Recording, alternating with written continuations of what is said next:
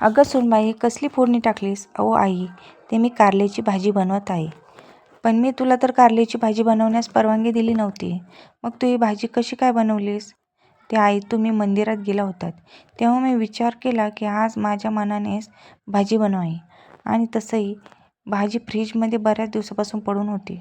हो, अजून या घरात येऊन 4 दिवसही झाले नाहीत आणि आतापासूनच तू तुझ्या मनाने वागू लागलीस. तुला लगेचच या घरात हुकूम गाजवायचा आहे का?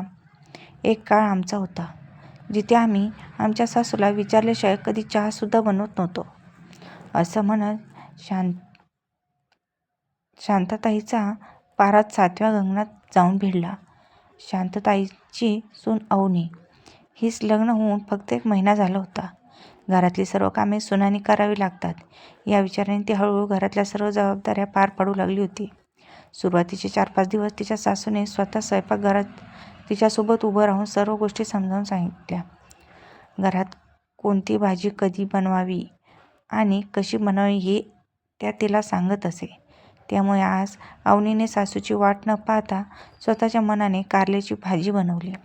तिने विचार केला की मी या घरात नवीन आहे, त्यामुळे प्रत्येकाची आवड निवड मला कळेल, पण सासूची परवानगी घेऊनच घरातली सर्व कामे केले पाहिजेत हे तिला ठाऊक नव्हतं. कारण अवनीच्या माहेरी तिची वहिनी स्वतः दररोज स्वयंपाक बनवायची. तिच्या आईने तिच्या वहिनीला स्वयंपाकघरात काय बनावं हे कधीच विचारलं नव्हतं. तिच्या आईने तिच्या वहिनीला संपूर्णपणे मोकळीक दिली होती. या गोष्टीचाच विचार करून तिने स्वतः मनानेच भाजी बनवली. दुसऱ्या दिवशी भांडी घासण्याचा डबा रिकामा पाहून शांतताईने रागाने म्हणाल्या, 15 दिवसापूर्वीच मी भांडी घासण्याचे साबण ठेवला होता, तू इतक्या लवकर संपवलास? त्यावर अवनी म्हणाली, अहो आई, दिवसभर भांडी भरपूर असतात, मग साबण तर लवकर संपणारच ना. पण तिच्या सासूला या बाबतीत सुद्धा तक्रार होती. अशा अनेक गोष्टीतून शांतताताई नेहमीच तिची चूक काढू लागल्या.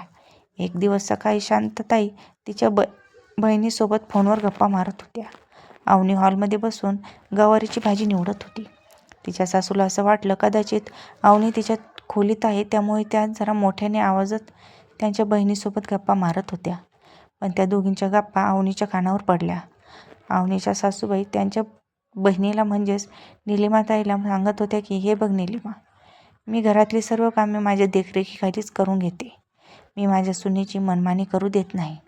तू सुद्धा तुझ्या सुनेला स्वतःच्या मुठीत ठेव, नाहीतर तुला घरात काहीच किंमत राहणार नाही. जर आपण सुनांना मोकळं सोडलं तर आपल्याला कोणीच काडीची किंमत देणार नाही. त्यामुळे सुनांना वेळोवेळी लगाम लावणे गरजेचे आहे. सासूचे असे शब्द ऐकून अवनीला कळलं की तिच्या सासूला त्यांच्या मनाप्रमाणे सर्व गोष्टी करून घेण्याची सवय आहे का. त्यामुळे तिने मनातल्या मनात विचार केला की चला आता सासूबाईंची सुद्धा इच्छा पूर्ण करू. दुसऱ्या दिवशी सकाळी उठताच अवनी सासूला विचारू लागली, आई, मी चहा बनवू का? त्यावर सासूबाई म्हणाल्या, हो बनव. अवनीने विचारलं, आई, त्यात किती साखर घालू? 1 चमचा. चहा झाल्यानंतर थोड्या वेळातच तिने तिच्या सासूला विचारलं, आई, नाश्त्यामध्ये काय बनवायचं आहे? बटाट्याचे पराठे. आज माझी सून सर्व गोष्टी मला विचारून करत आहे. त्यामुळे शांतताताई खूपच आनंदात होत्या. त्या पूजा करण्यासाठी बसतच होत्या तितक्यात अवनीने त्यांना परत हाक मारली. ती म्हणाली, आई, मी किती बटाट्याची भाजी बनवू? आता जर सूनबाई इतकं विचारताय तर सासू तिला त्याबद्दल सल्ला का देणार नाही? शांतताई ना आता स्वयंपाकघरात जावं लागलं. त्या स्वयंपाकघरात जाऊन बटाटे भाजीसाठी लागणारी मिरच्या, मसाले तसंच पीठसुद्धा काढून दिलं.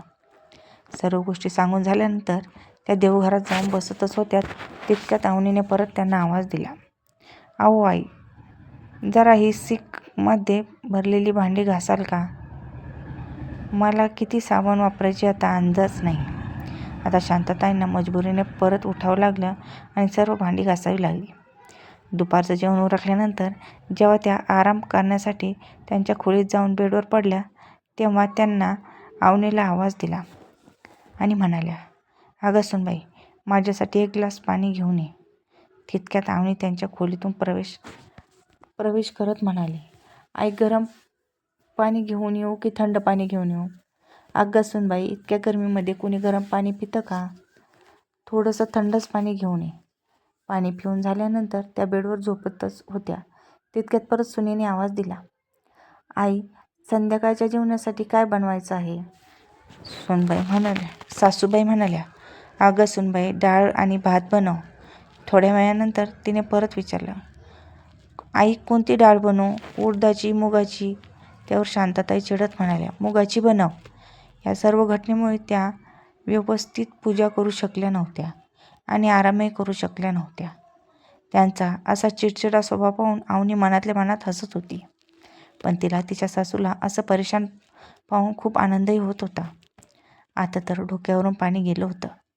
अवनीने परत सुरुवात केली की, आई कसली डाळ बनवू? लाल मसाला टाकून की हिरवी मिरची टाकून? त्यावर ती परत विचारू लागली, भाकरी बनवायची आहे की चपाती? असे ती एका मागोमाग एक अनेक प्रश्न विचारू लागली. तेव्हा शांतताईंना खूपच राग आला आणि त्या म्हणाल्या, अगं सुनबाई, आता मला काही विचारू नकोस. तू आज ना दुपारी आराम पण करू दिला नाहीस ना. मी TV सुद्धा पाहिला नाही. इतकंच नाही तर तू मला देवाचं नावसुद्धा शांतपणे घेऊ दिलं नाहीस. त्यावर अवनी म्हणाली, पण आई, तुम्हीच म्हणाला होतात ना की मला विचारल्याशिवाय काही काम करत जाऊ नकोस म्हणून. त्यावर शांताताई म्हणाल्या, हो मी म्हणाली होती, पण त्याचा अर्थ असा नाही की तू दिवसभर मला त्रास द्यावास. तुला जे काही बनायचं आहे ते तू बनव, पण सर्व गोष्टी वेळेतच झाल्या पाहिजेत. यापुढे मला प्रश्न विचारत जाऊ नकोस. हे ऐकून आता अवनी खूप खुश झाली. ती मनातल्या मनात हसत स्वयंपाकघरात निघून गेली. अशा प्रकारे तिने एका दिवसातच सासूच्या दररोजच्या परवानगीतून कायमची सुटका मिळवली होती. तर मित्रांनो, सासूने प्रत्येक गोष्टीत सासूपणा दाखवलेच पाहिजे हे गरजेचे नसते.